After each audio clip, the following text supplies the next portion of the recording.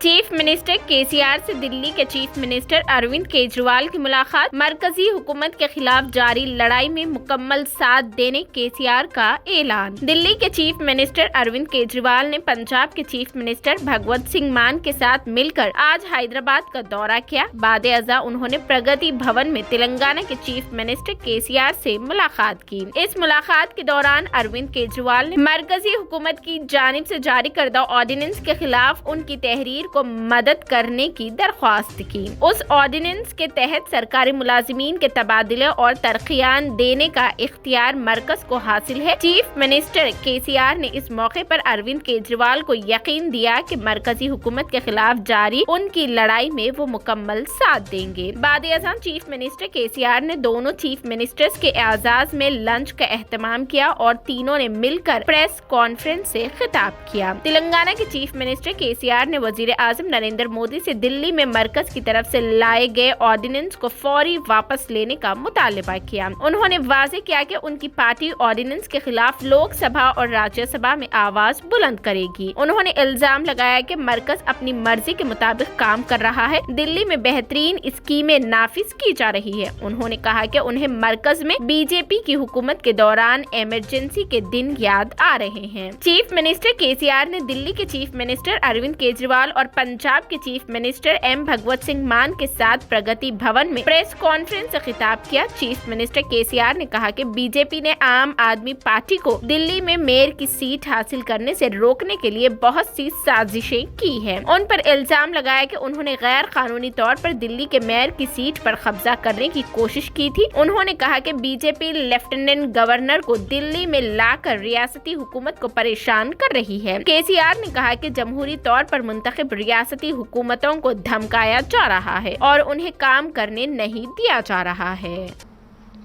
I can say without iota of doubt, it is insult to the state, the Delhi state people. It is the public mandate. The government has not been nominated by anybody. Government has been mandated by the people of Delhi state. ఈ వ్యక్తులకు అరవింద్ కేజ్రీవాల్ గారు కాదు, insult to the people of Delhi. వాళ్ళు కూడా రేపు బుద్ధి చెప్తారు ఖచ్చితంగా ప్రభుత్వానికి, वो भी सबक सिखाएंगे. तो इसलिए हम लोग अनुरोध करते हैं मोदी जी, आप ऑर्डिनेंस विथड्रॉ कीजिए, ये अच्छा नहीं है. आप इमरजेंसी की बात ही फिर दोहरा रहे हो, वही बात ला रहे हो. देश में इमरजेंसी आने से पहले भी ऐसी स्थितियां थे. जब इलाहाबाद हाईकोर्ट ने एक जजमेंट दिया, उसके खिलाफ में ऐसे ऑर्डिनेंस जैसा कॉन्स्टिट्यूशन अमेंडमेंट करके गड़बड़ किए थे, उसके बाद प्लस फॉलोड बाय इमरजेंसी. आप भी उसी रास्ते में हो. भाजपा के नेता हमेशा गला पाड़ पाड़ के बोलते हैं कि भाई इमरजेंसी के काले दिन, इमरजेंसी के काले. आप कौन से अच्छे दिन है? ये क्या अच्छे दिन है? इमरजेंसी के काले दिन से भी बुरा है. It's worse than emergency. You are not allowing the peoples elected, very popularly elected Delhi government to function. Even you are not able to honor the Supreme Court judgment. Then what else? Not honoring the Supreme Court larger bench judgment means going towards your journey is towards emergency only, which the country will refute. ये आपको सबक सिखाएगा. अभी कर्नाटक में सिखाया लोगों ने, आगे पूरे देश में सिखाएगा. इसीलिए हम अनुरोध करते हैं कि विड्रा कर लो अपने आप.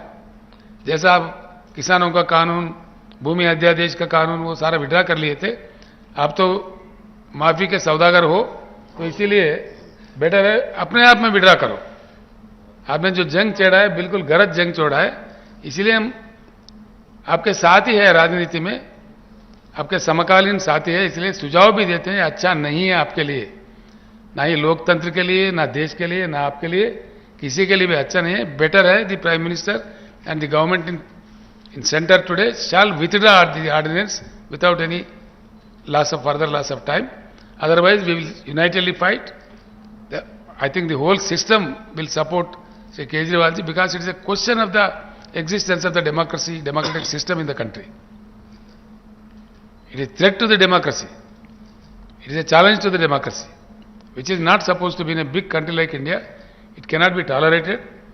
The government of India should come to senses and withdraw the ordinance.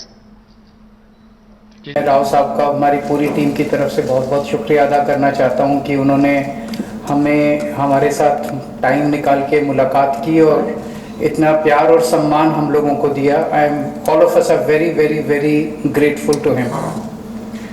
हमने अपनी पूरी बात उनके सामने रखी और जैसा भी उन्होंने कहा कि दिल्ली के लोगों को न्याय दिलाने के लिए वो उनकी पार्टी और उनकी पूरी सरकार दिल्ली के लोगों के साथ है।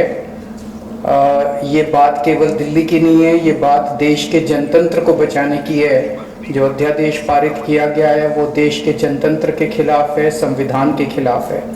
सो उनके सपोर्ट से हमें बहुत ताकत मिली है और हम इस सपोर्ट के लिए मैं पूरे दिल्ली के लोगों की तरफ से उनका तहे दिल से शुक्रिया अदा करना चाहता हूँ।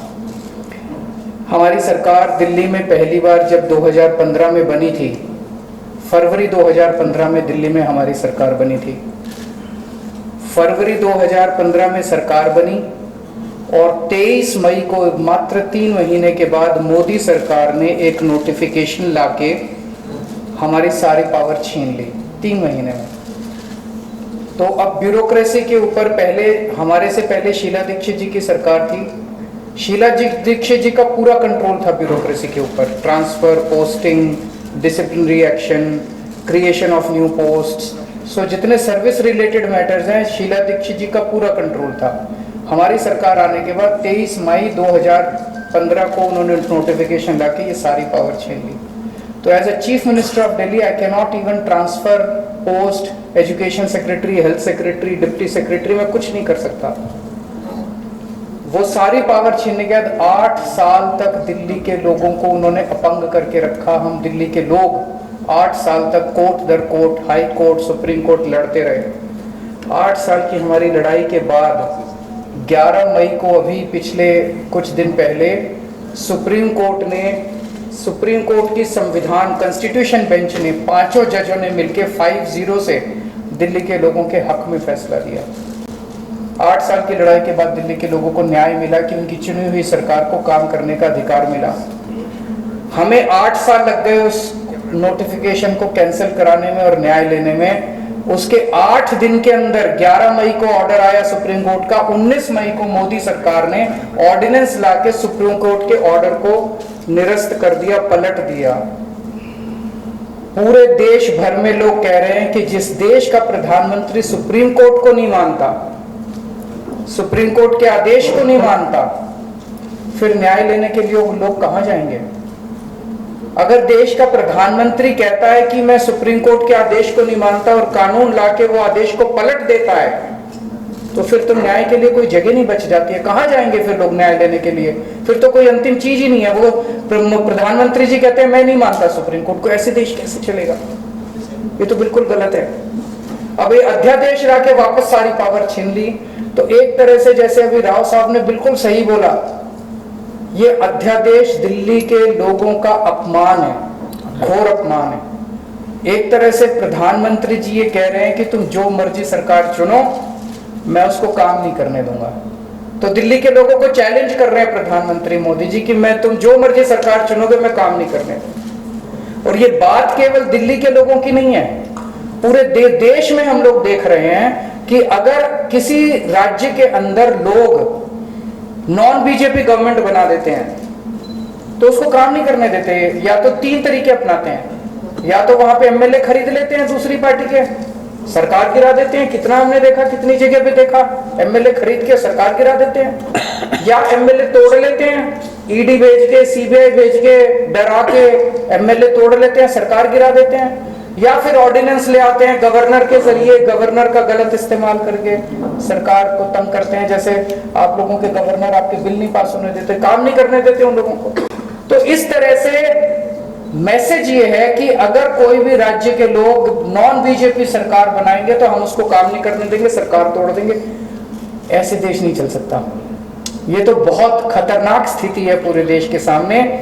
मैं जो पूरे देश भर में घूम रहा हूं समर्थन मांगते हुए, मैं केवल अपने लिए समर्थन नहीं मांग रहा, मैं देश के संविधान के लिए और देश के जनतंत्र के लिए समर्थन मांग रहा हूं। हमारे जो स्वतंत्रता सेनानियों ने लड़ाई लड़ी थी वो ऐसे भारत के लिए लड़ाई थोड़ी लड़ी थी कि एक पार्टी आएगी सेंटर के अंदर, वो पार्टी बस एक ही पार्टी का पूरे देश के अंदर राज होगा।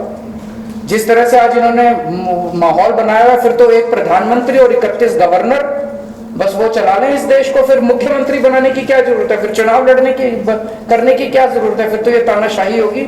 इस तानाशाही के खिलाफ हम लोग लड़ रहे हैं। राज्यसभा के अंदर जब ये बिल आएगा, राज्यसभा के अंदर बीजेपी के पास मेजॉरिटी नहीं है। बीजेपी के out of 238 MPs, BJP has only 93 MPs.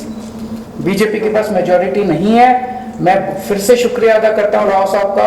अगर हम सब लोग नॉन बीजेपी पार्टीज इकट्ठे हो गए तो इस बिल को हम राज्यसभा के अंदर गिरा सकते हैं। और अगर ये बिल गिर जाता है तो पूरे देश के लोगों को विश्वास हो जाएगा कि 2024 के अंदर मोदी सरकार वापस नहीं आ रही है। ये इसका सेमीफाइनल होगा 2024 का।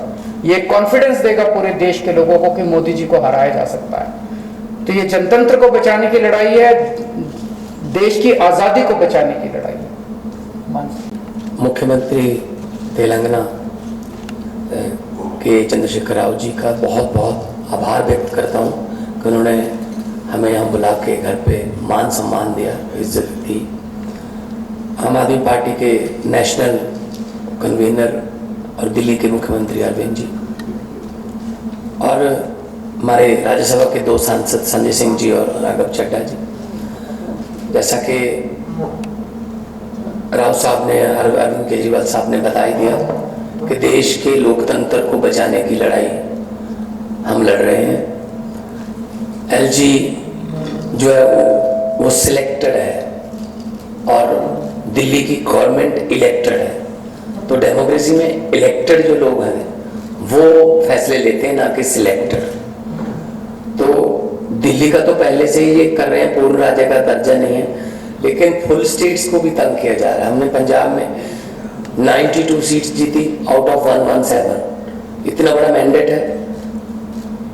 हमें बजट सेशन बुलाना था मार्च में, हमें गवर्नर ने मना कर दिया, मैं परमिशन नहीं दूंगा बजट सेशन की। तो हम कहाँ जाए? तो बजट सेशन के बिना स्टेट कैसे चलेगी? तो हम सुप्रीम कोर्ट गए। सुप्रीम कोर्ट से चीफ जस्टिस साहब ने ऑर्डर दिया कि जी बजट सेशन होने दो। और उसके बाद एक और जो बात हुई कि जी जो काउंसिल ऑफ मिनिस्टर द्वारा लिखा जाता है प्राप्तियां गवर्नमेंट की कि हमने ये कही, वो कहता है उसमें मैं माई गवर्नमेंट नहीं कहूंगा। हमने कहा जी आप ही तो सम्मान कर रहे हो विधानसभा, आप माई गवर्नमेंट नहीं कहोगे तो क्या कहोगे? कहते मैं दिस गवर्नमेंट कहूंगा। फिर सुप्रीम कोर्ट जाना पड़ा कि जी माई गवर्नमेंट तो बोलना पड़ेगा इनको।